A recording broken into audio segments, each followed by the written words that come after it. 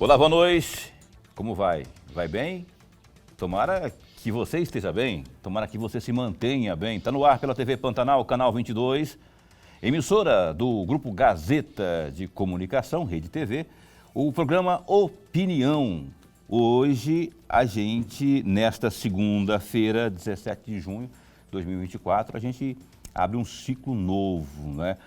Olha só, o programa Opinião da TV Pantanal abre a partir de hoje, segunda-feira, 17 de junho, até o dia 25 de junho, a rodada de entrevistas com os 6 pré-candidatos à Prefeitura de Cuiabá.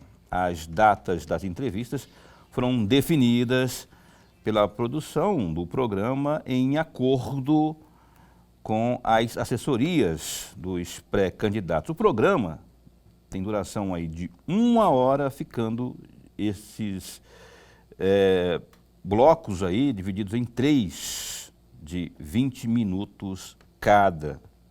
Isso para cada entrevista. De forma democrática, nós vamos abordar aqui temas de importância para a população cuiabana, contribuindo aí sempre com o interesse do eleitor. Então, fica a dica para que você preste bem atenção, não é, em tudo que for aqui colocado, abordado, para que você fique de olho aí nos nomes que vão estar aí lá na hora de você entrar naquela cabinezinha lá e escolher certo, para que não haja problema, viu? Para depois para reclamar, nego. Ó, é um negócio complicado. O programa, então, está começando nesse instante. Vou cumprimentar antes aqui do GD o glorioso professor Lorenberg. Como vai? Vai bem? Boa noite. Muito bem, Paulo. Boa noite, Paulo Coelho, e um grande abraço a todos os nossos telespectadores, a razão maior do nosso programa.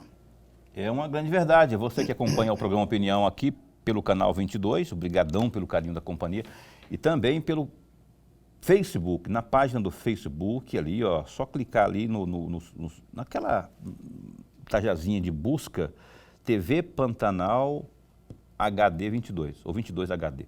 Aí estamos ao vivo lá. E também pelo www.gazetadigital.com.br. Falar em Gazeta Digital, vou abrir aqui com a notícia do GD, que está lá, ó, só dá um clique aí. A secretária de Estado de Meio Ambiente, SEMA, Maureen Lazzaretti, anunciou a antecipação do período proibitivo do uso de fogo no Pantanal Mato Grossense. A medida começa a valer a partir desta segunda-feira, 17, e busca minimizar o impacto dos incêndios florestais que destruíram cerca de 1 milhão de hectares do bioma só em 2023. De acordo com a chefe da pasta, a Maureen, a proibição estava prevista para começar no dia 19 de julho, mas foi adiantada e vai se estender até o dia 31 de dezembro. Ela disse assim, ó, está sendo publicado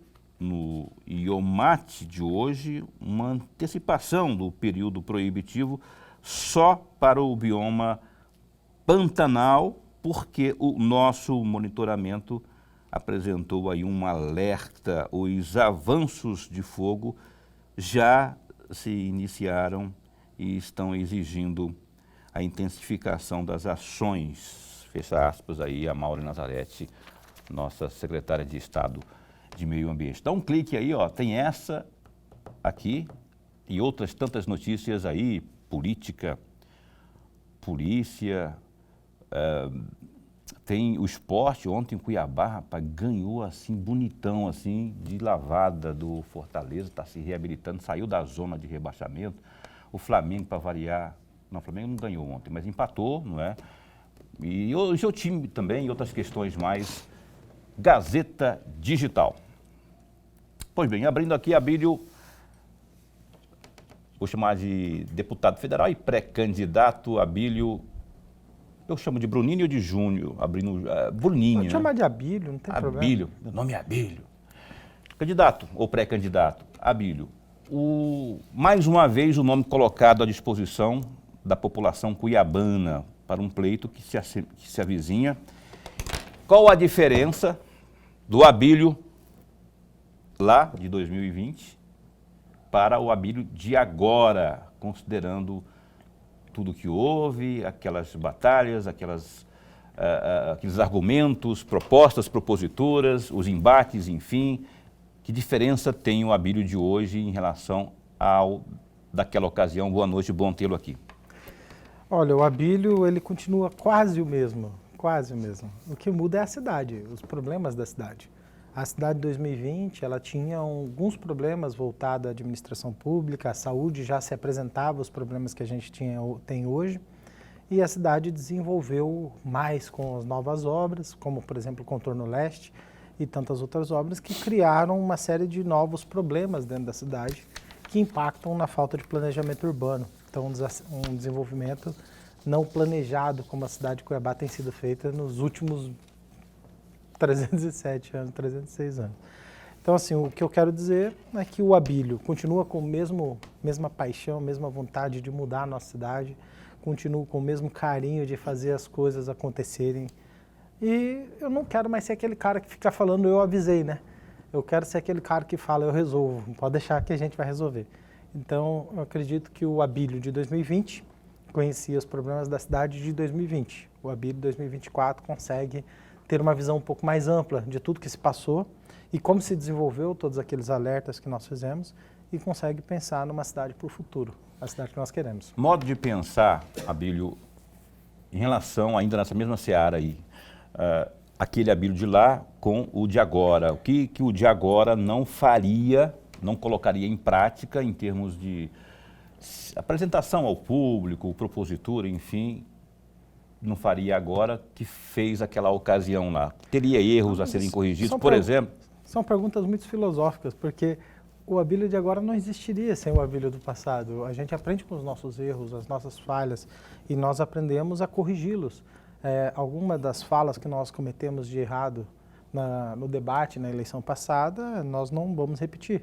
Mas novos erros às vezes acontecem. Por exemplo, então, você pode citar exemplo de que você não repetiria? Olha, naquela época, por exemplo, eu não cumprimentei o Dolileu, por exemplo, na entrada da Gazeta. Pô, foi muito constrangedor aquilo.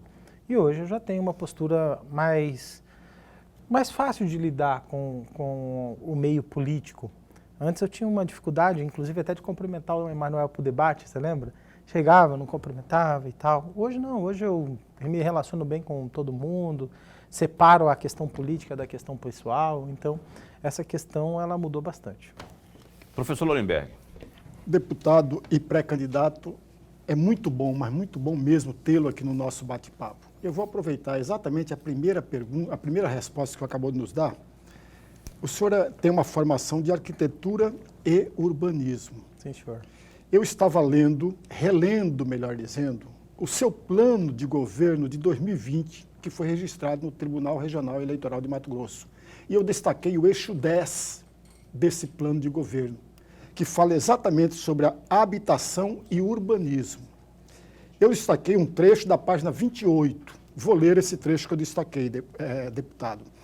Entre aspas, implantar o projeto Cidade de Ruas Vivas, Seguras, Versáteis, propícias aos entrelaçamentos humanos em todas as matizes de idade, gênero e renda. Fecham aspas. E aí eu tenho uma pergunta para fazer a respeito.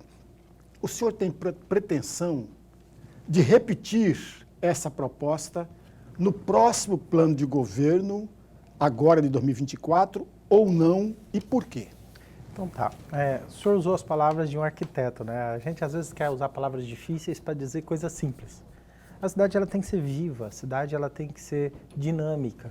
As pessoas têm que ter o prazer de ir para as ruas da cidade e usar as ruas da cidade. Cuiabá, ela tem essa história de sentar na calçada, naquela cadeira de fio e ficar conversando com os vizinhos e ver a rua viva, de ver a gurizada jogar bola na rua e às vezes jogavam bola entre dois chinelinhos e aquela coisa toda da cidade de soltar pipa, de jogar bolita.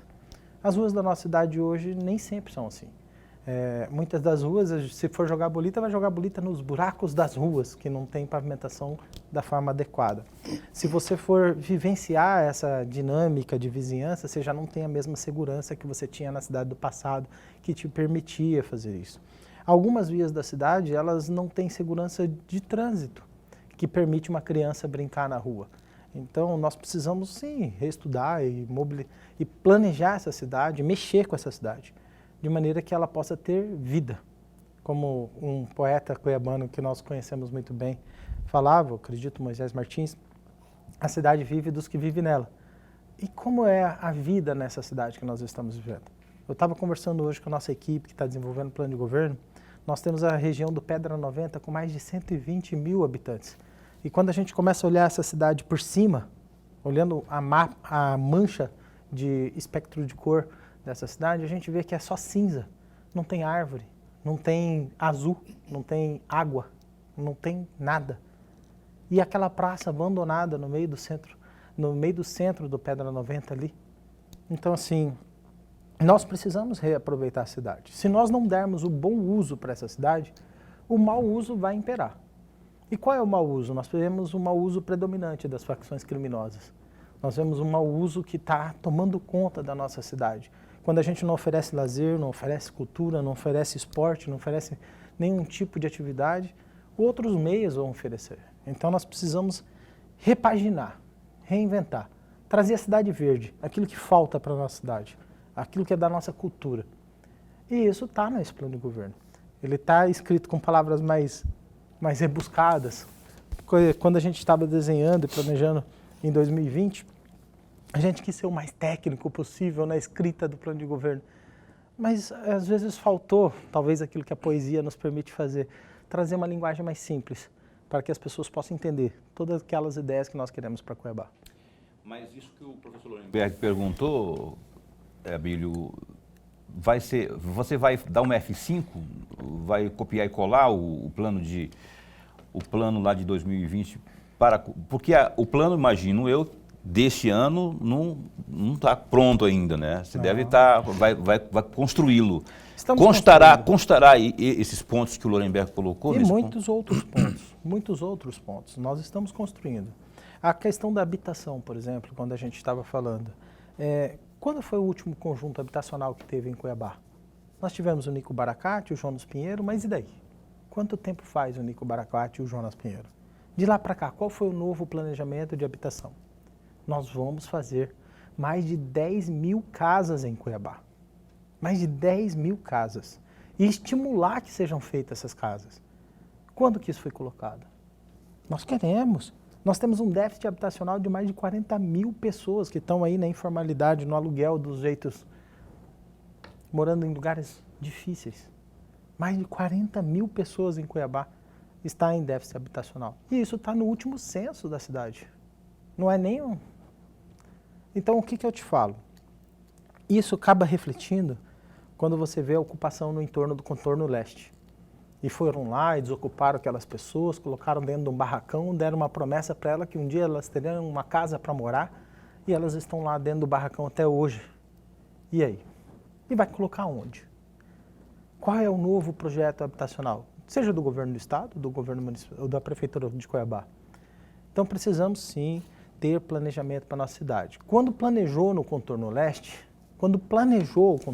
que não é um plano de agora, estava no plano diretor de Cuiabá de muito tempo, desde o José Antônio Lemos e o professor Pop, quando planejaram o contorno leste, era para ser planejado o entorno do contorno leste. Você não faz só um traçado de uma via urbana, você faz o traçado da via urbana e pensa no que tem no entorno. Onde vai ter o habitar, onde vai ter o lazer, onde vai ter as conexões de educação, de saúde. Porque deixar o contorno leste desenvolver do jeito que está desenvolvendo, ele vai ter um problema de saneamento, um problema de infraestrutura urbana, um problema de falta de saúde, falta de áreas de educação, falta de área de lazer, e as pessoas estão ocupando e o poder público está abandonando aquilo, virando as costas, como se virasse as costas fosse a solução para o problema. Então nós precisamos de um planejamento e desenvolvimento urbano eficaz, que traga para a população não um estado hostil, mas um estado parceiro, que ajuda a entender a necessidade e também que vai ser uma mão amiga para ajudar no planejamento. Nós já temos a lei, inclusive a lei de assistência técnica, é uma lei federal, ela já está em vigor, que autoriza a prefeitura, por exemplo, a oferecer ajuda técnica com arquitetos, engenheiros, para a habitação das pessoas. Você não precisa construir um grande conjunto habitacional de uma única vez com 3.500 casas. Pode construir isso. Mas você pode também construir uma casa num bairro, outra casa no outro bairro, outra casa no outro bairro e pulverizar essas habitações nos espaços vazios e ajudar a atender toda essa demanda da população de Cuiabá. Então nós temos muito para fazer. Com recursos públicos, recursos próprios ou recursos do Estado e principalmente da União, como vinha sendo desenhado nos últimos anos? Tem aí? várias fontes. Uma delas, o Ser Família Habitação, que tem com o governo do Estado, ele dá a entrada do Minha Casa Minha Vida. Ele não dá a casa, ele dá a entrada. Ele paga a entrada, que é aquela parte do financiamento, e a pessoa vai lá e financia o restante. Isso é o que é feito hoje na parceria do Ser Família Habitação. Tem o Minha Casa Minha Vida faixa 1, que o governo do Estado, o governo federal, junto com o município, dá a residência. E também tem o planejamento familiar que pode ser feito, facilitando com que essa pessoa tenha acesso à linha de crédito. Eu quero agradecer aqui a audiência de todos vocês que estão assistindo também pela internet, inclusive pelas páginas das redes sociais do deputado federal Abílio, não é? O pessoal que está acompanhando a gente em todo canto, em qualquer canto, sempre é muito bom tê-los aqui. O deputado federal Abílio Júnior, Abílio Brunini, é o primeiro de uma série de outros que a gente vai estar entrevistando na condição de pré-candidatos aqui. Começamos aí, estamos no primeiro bloco. Eu vou passar para o Lorenberg fazer a última pergunta deste bloco. Por favor, Lorenberg, escolha aquela que não seja muito longa para eu não ter que interrompê-lo e deixar para o próximo bloco. Por favor. Deputado, de acordo com o Observatório das Metrópoles, em 2022, nós tínhamos aqui em Cuiabá 208.165 pessoas na linha de pobreza e 22.952 na extrema pobreza. O senhor, como prefeito da cidade, o que fazer diante desse quadro e dessa situação? O que tira as pessoas da pobreza? É oportunidade, é capacidade, é uma mistura de ações que forma, qualifica e gera oportunidade. Gera oportunidade para a pessoa empreender na nossa cidade e gerar emprego, gera oportunidade para a pessoa ser um empreendedor na nossa cidade. A nossa cidade ela tem um problema muito grande. Às vezes alguém quer construir um grande prédio aqui e aí ele chega na prefeitura e encontra uma barreira. A prefeitura, em vez de estender um tapete para aquela pessoa chegar e ser bem atendido, porque construir um grande prédio vai gerar uma série de oportunidades de emprego. Construa esse grande prédio na nossa cidade. Eu quero construir um grande empreendimento em Cuiabá. Nós temos que ter um centro especializado de atendimento às pessoas que querem empreender na nossa cidade. Porque isso vai gerar emprego.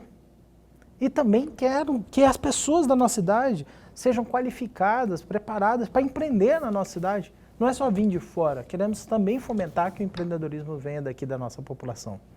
Queremos incentivar que as pessoas façam desde o seu pequeno negócio até o seu grande negócio dentro da nossa cidade. Como fazer isso? Uma das coisas que nós podemos fazer é criar um local de atendimento especial, que eu falo que é o Centro de Atendimento Especializado a grandes e pequenos projetos, principalmente na área de empreendedorismo. Nós não podemos criar burocracia do nosso município para quem quer empreender. Eu quero que a pessoa aplique, abra o seu negócio pelo celular, tire o seu alvará pelo celular, ou pelo computador, por onde você quiser. Você não precisa ir na prefeitura para tirar a documentação. Quer emitir uma nota? Abre o seu aplicativo, instale, vai lá, emite a nota, gerencia a sua empresa, administre sua empresa com toda a liberdade. Não tem a prefeitura como um empecilho para isso. Quer construir uma casa, se é uma casa pequena, você não precisa de alvará para isso, vai lá e constrói sua casa. Quer construir um grande empreendimento, vai ter uma equipe especializada para atender os projetos grandes, para facilitar e resolver o problema. Quanto mais a gente tiver atividade de negócios, de empreendedorismo, de atividade de fomentar conhecimento, de fomentar emprego e renda, mais rápido a gente tira as pessoas da linha da pobreza. O que não podemos fazer é o que está sendo feito hoje. A pessoa quer apresentar um projeto, demora 3 anos para ser aprovado, 2, 3 anos para um projeto ser aprovado, é empecilho, é correção de projeto, e demora, e cria dificuldade. Isso não pode acontecer. Pois é, rapaz, estamos aí com um leque de situações sendo colocadas, proposituras. O Abílio é o nosso primeiro entrevistado aí na condição de pré-candidato. A gente vai para um breve intervalo comercial e volta já já correndinho aqui para a gente ouvir mais o que tem a dizer aqui o pré-candidato Abílio Brunini. O programa Opinião dá um tempinho só e volta já já.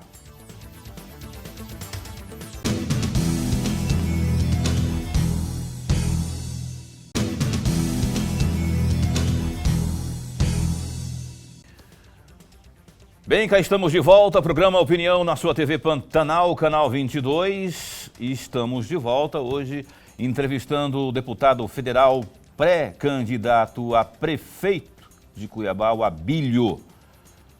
E o Abílio vai agora, então, responder às perguntas desse segundo bloco da entrevista, que prevê 3 blocos. Eu vou entrar abrindo este bloco, Abílio, pré-candidato, entrar na polêmica da semana que passou, que é o PL 1904, que tem sido defendido ardentemente, ardorosamente aí por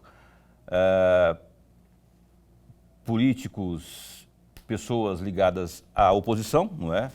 Pessoas ligadas, por consequência, aí, ao lado mais conservador, e tem sido criticado pela situação, no caso, considerando o governo federal, o governo central. Eu queria que você argumentasse a sua defesa, eu falo defesa do projeto porque já vi nas redes sociais manifestações suas defendendo este projeto.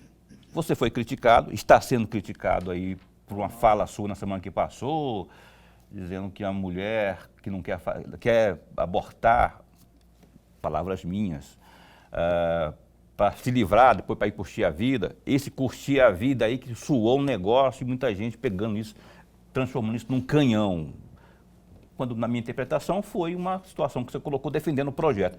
Gostaria que você se colocasse mais uma vez a respeito desse projeto de lei 1904. Tá bom. Primeiro, de forma curta, o projeto ele não trata sobre um assunto novo. O projeto não é um assunto novo. O Conselho Federal de Medicina tinha uma portaria que definia que o aborto era a ser feito até as 22 semanas. Após as 22 semanas, o procedimento de aborto ele é através de uma injeção letal no coração da criancinha, causando um infarto, ou através de um parto forçado. Toma uma medicação que força aquele parto. A criança com 5 meses de gestação, ela já está formada. Ela já está formada. Ela já tem as condições de nascer com vida, inclusive tem vida. Então, se para arrancar essa criança de um parto de 5 meses de gestação, tem que fazer um parto. Ou é a cesárea para arrancar o bebê morto, ou a cesárea para arrancar o bebê vivo. Ou pelo parto de indução com o bebê morto, ou a indução do parto com o bebê vivo. O bebê já tem todas as condições de estar vivo. Então, quem demorou para chegar até 5 semanas, não sei quais são os motivos de ter demorado para ficar até 5 semanas, são múltiplos motivos, passou de 5 semanas, o bebê pode nascer com vida e ser doado para uma outra pessoa, para uma pessoa que queira amá-lo, independente das circunstâncias do qual ele foi gerado. O que nós estamos defendendo é a vida deste bebê. Ah, mas a pena ser maior para homicídio do que a pena do estupro. Nós queremos aumentar a pena do estupro. Nós queremos que o estuprador, pelo menos da minha parte, tome prisão perpétua, que tenha castração química, que tenha o maior possível rigor na sua aplicação da pena. Nós queremos. O problema é a esquerda, que nunca quer que aumente a pena para estuprador, que nunca quer que aumente a pena para pedófilo. Inclusive, teve matéria esses dias dizendo que pedofilia era doença. Não, não é. Pedofilia é crime. E nós queremos penalizar isso como tal. A esquerda sempre combate o aumento da pena. No nosso caso, a gente tratou como um caso de homicídio. Matar um bebê de 5 meses de gestação é homicídio, não é aborto. Até as 22 semanas é considerado pelo Conselho, pelo Ministério da Saúde, através de uma cartilha que fala da saúde da mulher, da criança e adolescente, até as 22 semanas é tratado como aborto. Passou de 22 semanas, é homicídio. E a gente está tratando como tal. Infelizmente, algumas pessoas distorceram as falas e começaram a criar uma narrativa que criança não é mãe, que estuprador não é pai. É verdade, criança não é mãe, estuprador não é pai, mas o bebê também é um inocente. E o bebê não tem culpa. O bebê não tem culpa. Agora, a pessoa quer fazer um aborto por causa de estupro. A lei já está permitindo isso. A lei já permite isso.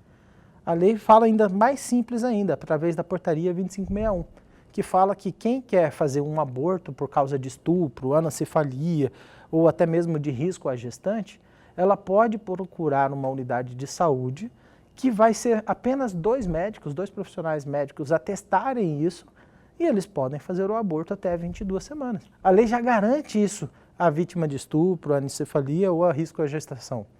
Acontece que passou de 22 semanas, aí já é um outro problema e aí busca outro caminho. Professor. Deputado, no dia 6 deste mês, o senhor deu uma entrevista a um site da capital e eu destaquei um trecho desta fala, entre aspas, até quando o governo de Mato Grosso vai ficar assistindo? O senhor faz uma pergunta.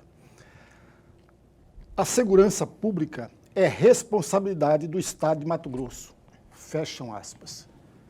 O senhor é prefeito da cidade, da capital de Mato Grosso.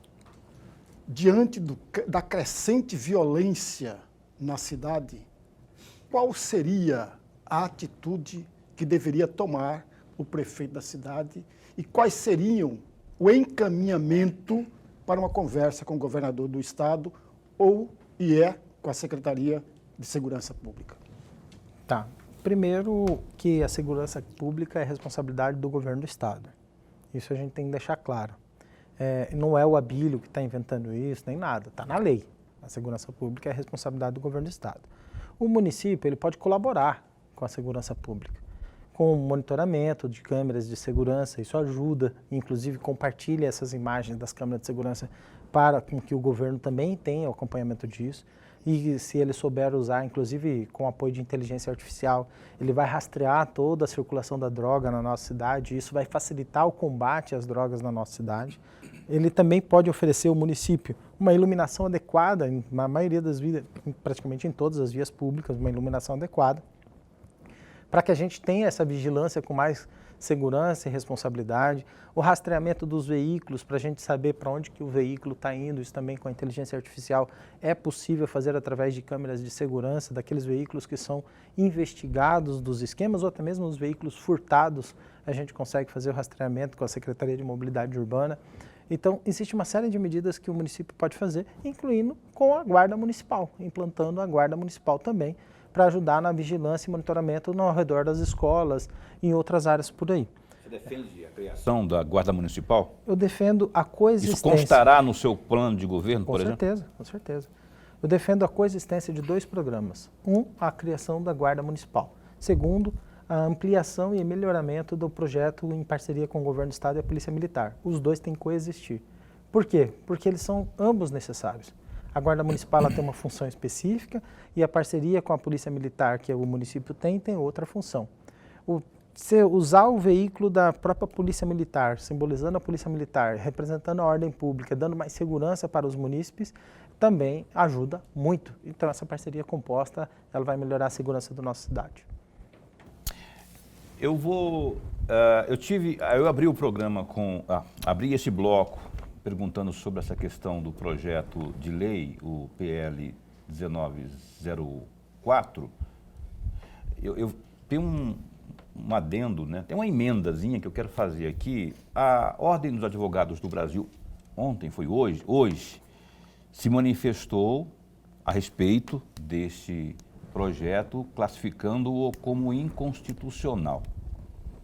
E aí isso está repercutindo em nível nacional, né? A posição da OAB que resolveu se manifestar, né, sobre um assunto, e eu queria que você se posicionasse a respeito dessa posição da OAB. Todos sabem que a OAB nacional é de esquerda. Todos sabem. Isso daí você pode pegar e colocar na matéria de amanhã. Todos sabem que a OAB nacional, a maior parte da sua representação, ela é de esquerda. Ela sempre se manifesta posicionada sobre isso. Agora, se o Congresso, que tem o poder de legislar, inclusive sobre a Constituição, está fazendo um projeto de lei que tem parecer dos membros do Congresso e responsáveis do Congresso que falam sobre a constitucionalidade antes desse projeto ser pautado, esse projeto ele é assinado e aprovado pela maioria dos parlamentares, acho que a OAB ela precisa entender que até o Congresso é a responsabilidade dele legislar sobre a própria Constituição. Tratar o tema como homicídio a partir de 22 semanas, quando de fato é homicídio, não é a OAB que vai dizer que é inconstitucional ou que não é. Agora, claro que o nosso país chegou um momento que o Congresso está perdendo seu espaço de legislar. Partidos como o PSOL, por exemplo, ou algum membro da OAB, por exemplo, vai lá e representa no STF, e o STF tenta derrubar projetos que tiveram responsabilidade de direito do Legislativo de fazer. Exemplo, o marco temporal e alguns outros projetos que ali passaram. Mas daí para mim não muda nada. Professor.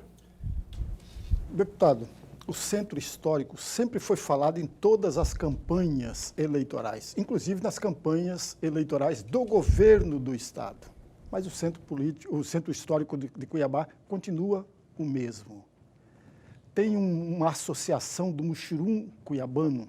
O senhor já procurou essa associação agora, em 2024? Se o senhor não procurou, o senhor pretende procurá-la, pretende conversar com ela para traçar novos planos ao centro histórico ou não e por quê? Bom, primeiro, eu até o início desse ano estava com o meu gabinete ali no Centro Histórico, na rua Pedro Celestino, número 214, se eu não me engano, na casa chamada Cuiaverá, da família Vandoni, inclusive. Eu participei, através do professor José Antônio Lemos, que participou me representando, porque o evento foi numa quarta-feira, em quarta-feira é o dia que geralmente a gente está em Brasília, então não foi possível estar pessoalmente, mas ele me trouxe as demandas e eu sou um apaixonado pelo Centro Histórico. Inclusive, tenho projetos ali, tenho obras ali, e como um bom estudante de arquitetura e urbanismo, não tem como não falar do Centro Histórico da nossa cidade. Nós temos alguns problemas no Centro Histórico que precisam ser resolvidos. Alguns deles é sobre o direito de propriedade. Algumas pessoas ainda estão na luta pelo inventário, por resolver problemas familiares ali para conseguir a assinatura de todos os membros da família, para resolver documentação. Outros deles estão tendo dificuldade financeiras para conseguir investir em reformas que são caras, porque não são só reformas, são restauração. O procedimento de restauração ele é diferente. Algumas pessoas não têm acervo histórico das suas moradias, que possam dizer como deve ser feito e uma série de problemas que se envolvem ali naquela região. Nós precisamos sim criar um esforço coletivo, onde abraça o IFAM, o Muxirum e todo mundo, para a gente salvar o centro histórico, senão as ruínas elas vão se desfazendo, assim como aconteceu com aquela casa na Ilha da Banana, que estava ali e depois foi tomando conta e caiu, assim como aconteceu com a gráfica que tinha ali em frente à igreja do centro histórico. Então, nós temos diversas obras que estão se desfazendo ali, justamente por conta do abandono. E esse abandono parece ser quase que intencional. O poder público tinha os PACs, cidades históricas, que não concluíram, obras que eram para ser feitas ali através da prefeitura, até a da escadaria não foi conclusa da forma como era para ter sido feita. E tem várias obras, inclusive, do próprio governo federal ali, que não estão conclusas. Então, precisamos ter um olhar diferenciado para o centro histórico. A propósito disso, eu gostaria de abordar que não só no centro histórico, mas na cidade de Cuiabá, em alguns pontos, e já não é de agora, de há muito tempo, não é? A presença de dependentes químicos que vivem nas ruas, não é? Que vivem perambulando pelas ruas. Ali, nessa região do centro histórico, não é diferente. Ali mais para os bairros ali, Pedregal, Leblon, outro ponto já muito conhecido, aqui próximo à antiga Folha do Estado, próximo à rodoviária, né? Também. Como Porto. Do Porto, então, que já é muito mais antigo. Queria que você desse um posicionamento, assim, uma vez prefeito, como resolver isso, já que a ausência hoje parece ser certa de tratamento para essas pessoas. Tá, são duas situações. E aí eu pergunto para a pessoa que está nos assistindo, qual a melhor saída, qual a melhor solução? Entregar 600 marmitas por dia, fazer fotografia e deixar como está, que é isso que praticamente o município faz, ou oferecer um lugar onde a pessoa vai lá, toma banho, corta o cabelo, se arruma e recebe doações de roupa e tudo mais e almoça naquele lugar distante dali. Se você quer ganhar o almoço, se você quer ganhar tudo isso, entra no ônibus, por exemplo, que leve até esse lugar onde você vai ter toda a assistência com acompanhamento da área de saúde, verificação da área de saúde, treinamento, oportunidade de emprego e sair daquele local para uma condição de vida melhor. Não estou nem só falando da questão do tratamento na questão das drogas, não estou nem só falando desse ponto. Eu estou falando da questão da dignidade humana antes de tratar essa questão da dependência química.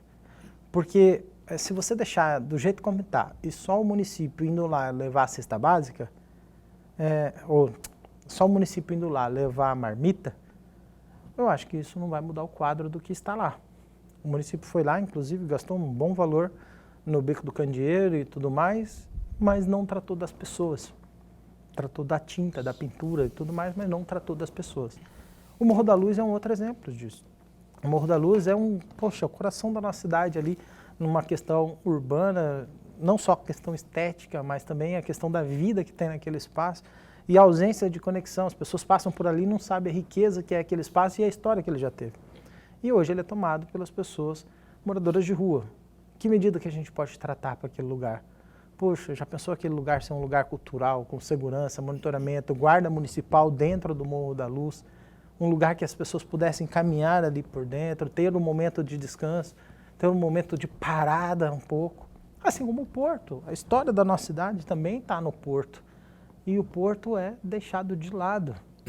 É como se a gente não só virasse as costas para o rio, mas a prefeitura virou as costas para o rio e virou as costas para o Porto.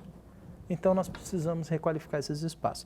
Exemplos nacionais e internacionais não faltam de como trazer atrativos turísticos para esse lugar. Montar centros gastronômicos, ajudar a facilitar com que as pessoas possam construir e ocupar aqueles espaços e até mesmo restaurar aquilo que precisa ser restaurado. Muito bem.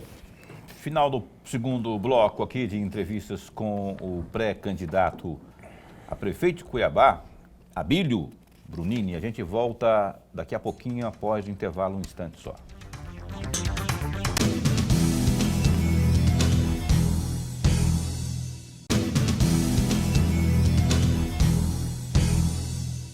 Cá estamos de volta, você está assistindo ao programa Opinião na sua TV Pantanal. A gente está entrevistando aqui o pré-candidato a prefeito da capital, Abílio. Eu vou abrir aqui, Lorenberg, se você me permite. Lorenberg fica bravo quando eu não deixo ele abrir o bloco, mas eu vou abrir agora o bloco, por favor, tá, professor? Saúde pública, rapaz. Eu não posso deixar de abordar esse tema aqui, porque hoje na cidade de Cuiabá, os munícipes cuiabanos clamam. Eu falo hoje, mas não é só hoje, já faz horas, não é? E como solucionar falta de remédio, falta de médico, ausência, acabar com as operações policiais que tem havido ao longo dos últimos anos na pasta da saúde, por exemplo, tudo isso vem assolando o munícipe cuiabano e parece que não se encontra um caminho. O Abílio, prefeito, conseguirá resolver isso? Se sim, de que forma? Bom, primeiro é importante pontuar que boa parte das operações que se tem é fruto das nossas denúncias e das nossas fiscalizações. Segundo, também é importante dizer que isso é o sintoma, não é a causa. A causa é a má gestão que oferece oportunidade para corrupção. E aí o sintoma é a operação. Mas eu quero dizer que todo mundo já está acostumado ou cansado de ouvir eu só batendo sobre esse tema, porque eu fiscalizo, cobro e sempre aponto os problemas desse tema. Todo mundo sabe que eu sou oposição ao prefeito. Você sabe, o professor Lurenberg sabe, que eu sempre fui o cara da linha de frente no confronto com o Emanuel. Todo mundo sabe disso. E aí eu faço a seguinte pergunta. Eu sendo oposição do Emanuel e hoje como deputado federal, eu tenho emendas, condições de ajudar. Eu deixaria de ajudar a Cuiabá por causa de uma briga com o Emanuel? É correto eu fazer isso? De modo nenhum. De modo nenhum. Então, dessa forma que eu pergunto até para o cidadão, olha, está tendo problema nas unidades básicas de saúde, está faltando materiais e equipamentos para que essas unidades básicas possam atender bem a população. Eu, como deputado, que sou adversário do prefeito, mando ou não mando emenda para Cuiabá ajudar as unidades básicas de saúde? Mando. Mandei R$1 milhão para todas as unidades básicas de saúde atender melhor a população comprando equipamentos, materiais. Eu sei que os salários das empresas terceirizadas, com o HMC, por exemplo, tanto médicos, por exemplo, que estão com salários atrasados no HMC e nas UPAs, eles precisam resolver esse problema, eles querem trabalhar, mas, poxa, com 3 meses de salário atrasado é difícil. E eu vejo muita gente só briga e fala do problema. Eu mandei R$3 milhões de emenda para ajudar a pagar esses contratos que estão atrasados. Para Cuiabá? Para Cuiabá, para a Prefeitura de Cuiabá. Eu mandei R$1 milhão para terminar a Policlínica do Cochipó. Eu mandei R$480 mil para os agentes comunitários de saúde. Eu mandei R$580 mil para também ajudar em alguns equipamentos. R$600 mil para cirurgias ortopédicas. Somando tudo, eu acho que eu devo ter mandado aí de 9 a 10 milhões de reais para Cuiabá. Foram aplicados só na área recursos? da saúde. Estão sendo pagos agora. Pagaram já 2 milhões e 600. São emendas impositivas. O governo tem que pagar. Não é porque eu sou bonzinho pois é, mas ou bonito. O prefeito aplicou ou está em curso a aplicação? Tem uma semana que o dinheiro caiu na conta da prefeitura e agora ela vai fazer a licitação e a compra e eu vou monitorar cada centavo do que foi pago. Agora, porque eu sou adversário do prefeito, eu ajudo ou não ajudo a nossa cidade? O povo lá da ponta não tem culpa. A pessoa que vai na UPA e não tem médico, ele não tem culpa de uma briga minha com o prefeito ou de uma briga polarizada e etc., a oposição que eu faço. Ele quer o médico, ele quer o remédio. E eu não posso fazer vista grossa para isso. Então, eu fui e mandei o recurso. E agora, qual é a solução para a saúde de Cuiabá? Eu estou tratando ainda do sintoma, estou tratando da base inicial com as nossas emendas. Mas no dia que eu for prefeito, eu quero tratar da gestão com competência. Colocar pessoas qualificadas. Colocar pessoas que vão estar administrando a saúde de Cuiabá, não porque foi um vereador ou um deputado que pediu para colocar lá, mas sim porque colocamos ela pela sua competência.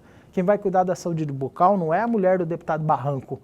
Quem vai cuidar da saúde bucal é a pessoa que entende de saúde bucal, de planejamento, de gestão da saúde bucal, e entende o quanto que isso é importante para a qualidade de vida da pessoa. Quem vai tratar da UPA não é o parente ou amigo do deputado fulano de tal ou do vereador fulano de tal. É a pessoa que entende de saúde secundária, de emergência, que vai entender, a outra que vai entender da saúde primária, o que vai entender de saúde hospitalar, de gestão hospitalar, cada um dentro da sua competência. É isso que vai fazer a não ter problemas com as operações da polícia. Na hora de licitação, pessoas que vão dar transparência no processo de licitação e de gestão dos contratos. É isso que vai fazer a funcionar a aplicação dos recursos públicos. A contratação dos médicos ser direta e não por empresas terceirizadas nos esquemas que tem por aí, com tanto desvio que tem. É isso que vai fazer o dinheiro chegar lá na ponta e pagar em dia esses profissionais de saúde. Então, nós temos que mudar a cultura de gestão de saúde de Cuiabá. Esses grupos políticos que estão aí, eles já estavam antes. Eles estavam antes até mesmo do próprio Emanuel. A saúde de Cuiabá não vem com esses problemas assim de agora. Se você olhar antes do Emanuel, também tinha greve, tinha manifestações, problemas de sindicatos, uma gestão com uma série de problemas. Isso foi... Temos que mudar essa cultura da gestão de saúde de Cuiabá. Se isso não mudar, o problema continua. Professor. Deputado, o senhor provavelmente está pensando estratégicas para poder ganhar votos e ganhar as eleições. Se nós pegarmos institutos de pesquisa, tem registrado quase mensalmente intenções de votos. Vamos pegar apenas um instituto, o Instituto Percente, em fevereiro de 2023, registrou que o senhor teria 24 pontos percentuais de intenções de voto. Em fevereiro de 2024, o senhor caiu de 24%, lá de fevereiro de 2023, para 20% das intenções de voto em fevereiro deste ano. Em abril, de 20% subiu para 22,8% no mesmo instituto. Em compensação, o senhor lidera, de acordo com o mesmo instituto, o índice percentual de rejeição desde o mês de fevereiro até hoje, de acordo com esse instituto. Quais são as estratégias pensadas pelo senhor, pela sua equipe, para vencer a barreira de rejeição e aumentar a quantidade de votos que o senhor precisa? O Mauro Mendes, que tem uma grande aprovação, Mauro Mendes, há de conver, entre os governadores do estado do Mato Grosso, é o que tem o maior índice de aprovação dos últimos anos, não é verdade? Ele foi reeleito com 23% de rejeição. O Mauro Mendes, que tem 70 e poucos por cento de aprovação, tinha 23% de rejeição na sua reeleição. O Lula, presidente aí do Brasil, 46% de rejeição. Eu estou com 20%. Não é nada. É normal. Principalmente quando eu tenho posturas duras como a que eu tenho. Um posicionamento de enfrentamento à esquerda firme, um posicionamento de oposição ao Emanuel firme, um posicionamento de oposição ao Botelho firme. Não faço jogadinha, jogo na cara, falo o que o Botelho é, falo o que o Emanuel é, falo os erros na cara. Isso cria uma rejeição a essa militância. Eu sou rejeitado pela militância do Botelho, pela militância do Emanuel, pela militância do Lula. E é natural que essa militância está mamando na teta do governo, da Assembleia, da Prefeitura, de tudo quanto é lugar, esteja irritada com minha ascendência e a minha possibilidade de ser o prefeito de Cuiabá. A esses, não tem o que falar para mudar. As próprias pesquisas apontam, se o senhor pegar a minha rejeição e ver de onde ela vem, e fazer o simples cruzamento de dados, as pessoas que rejeitam Abílio votam em quem para prefeito? As pessoas que rejeitam Abílio votam no Botelho ou votam no Lúdio. E era assim antes. Até quando o Fábio Garcia era uma opção nas pesquisas, as pessoas que me rejeitam votam no Botelho e votam no Lúdio. Era assim antes. Então essa rejeição, ela é uma rejeição difícil de baixar. Por quê? Porque ela é polarizada entre militância e um segmento da população que quer que esses caras sejam o prefeito. O que eu tenho que fazer? Mostrar para os outros que não estão mamando na teta da Assembleia, que não estão mamando na teta do governo, mas que estão precisando de um serviço de saúde de qualidade, que estão precisando de um serviço de transporte público de qualidade, que a solução para Cuiabá é a ruptura com esse grupo político.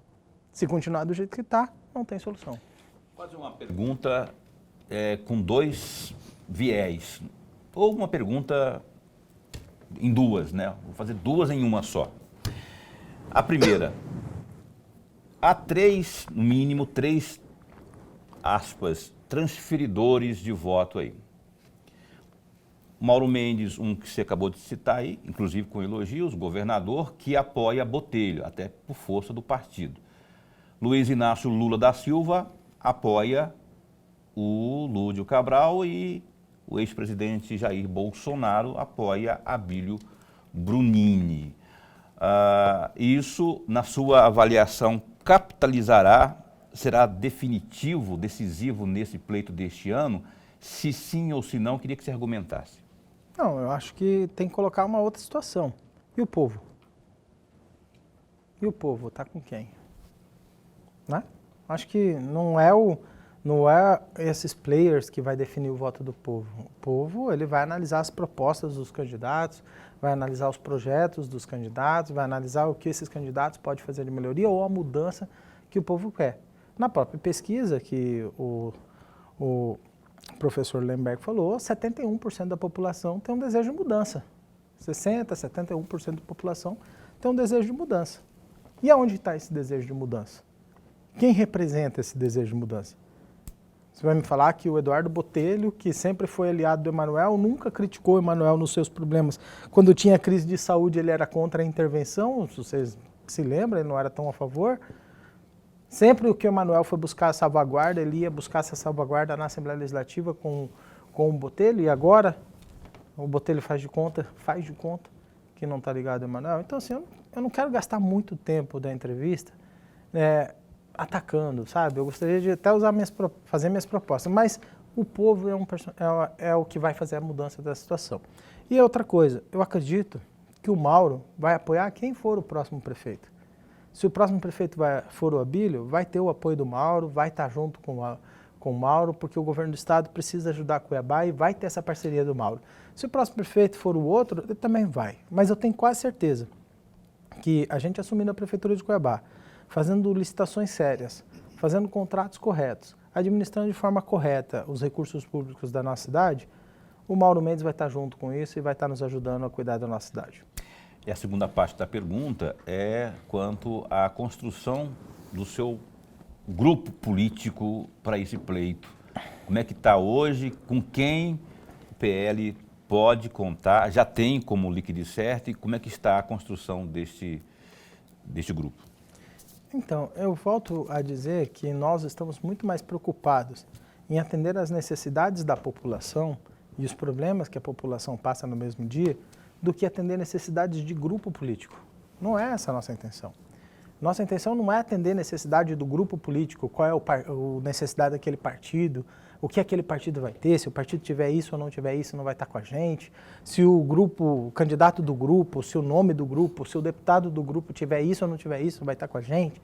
E aquela chantagemzinha toda que todos os partidos políticos e grupos fazem para tomar o poder. Não, o nosso projeto não é esse. Mas você não tem... O nosso projeto não vai formar grupo? Não, o nosso projeto não é formar grupo político para extorquir prefeitura. Esse não é o nosso projeto. O nosso projeto é formar um grupo que atende o interesse da população. E qual é esse grupo? É o povo. O nosso grupo é o povo. Em termos de legenda, o PL tem hoje a candidatura, a pré-candidatura do Abílio já tem... O PL tem todos os... Conta com quem? O PL tem todos os requisitos que o partido precisa. Tem candidatos a vereador, tem candidato a prefeito, tem nomes para vice, tem tempo de televisão, tem todos os critérios que um partido precisa para participar da eleição. E o que o PL está mais interessado em atender é aqueles que são os desejos da população. O PL não está preocupado se ele vai agradar ou desagradar o deputado ou o partido político para estar dentro desse projeto. Não é o projeto do PL. O projeto do PL é aquela pessoa que está lá na UPA 8 horas esperando o médico para atender e não atende. O projeto do PL não é estar preocupado se o deputado está com o ego ferido ou não está com o ego ferido.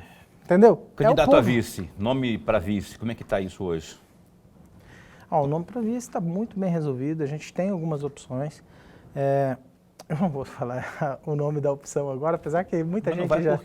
Porque não está no momento da gente falar isso. Eu acho que mais próximo do período das convenções partidárias a gente passa essa informação para que as pessoas possam tomar conhecimento sobre isso, porque expor muito cedo também não vai resolver. Não quer falar, tá vendo? Eu perguntei, ele não quer falar.